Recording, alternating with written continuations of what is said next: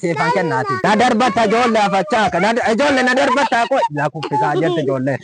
Na darbata afachuu siifan kenna. Siifan la ilaha illa. Ijoollee na darbata deesin jedhe xirooftuu waraabette naanna'ee calluma jedhi dhaabbadhu siifan kenna. Isin kun kan baasi malee ijoollee. La isin kun gorba kan eenyootaati. Kan eenyootaati. Ati kan wanjaraasitteeti. Isin kun kan wanjaraasitteeti. Maaliif mataa keetti shaashiin maranne intala. Konola gorba ati kan eenyooti. Guddaa akkanaa oo. Inni kun kan baasi malee. Naanna'ee ijoollee. Kun ijoollee wanjiidha. Ya sayyidi abdil karama. Ya sayyidi abdil karama. Kun mannee gaaziiti.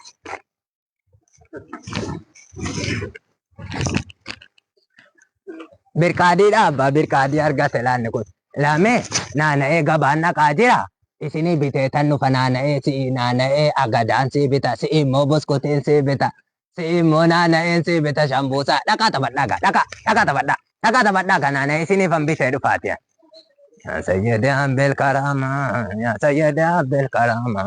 Atu keessatti du'ee ijoollee boottiin kun qubana ciniine eegadeen gaddabbaan jabal ergifatee galeeti ilaalaa.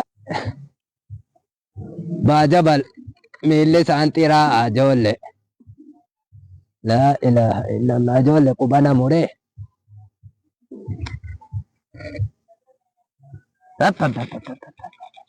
La ilaha illallah. Maal ijoollee abbaa jabal antuuta keessatti ajjeese naa ergee caammaa koo. La ilaha illallah la ilaha illallah. Quba guddaatu keessatti du'ee ijoollee. Maal adaraa rabbii boottii akkana na duraa xireessee galche rabbiif rasuulee jedhaati.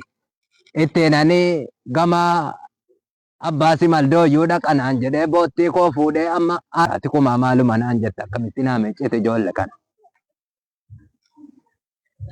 Mee rabbiif rasuulii jedhaati ilaa boottiin dheengaddalaa asiin bishaan galchee jennaan gubadhe. Ammas bishaan itti gala ijoollee boottiin haadha kuma. Kottuu boottii kana naa lolla himee abbaan jabal boottiin isaa quba guddaa keessatti du'e natti fakkaata xiraan boottii ofitti naman bu'u. Batiru. Batiru. Mabruuk. Shubbaaki. Kottaa ijoollee mana keessaa ba'aa qalameen gooruu jara baasii malee kolfaa jirti kottaa mee godaminaanii dhaqa. Gooruu jala baasii malee kolfaa jirti ijoollee qalameen. Kottaa amma takka tuusii dhaqa.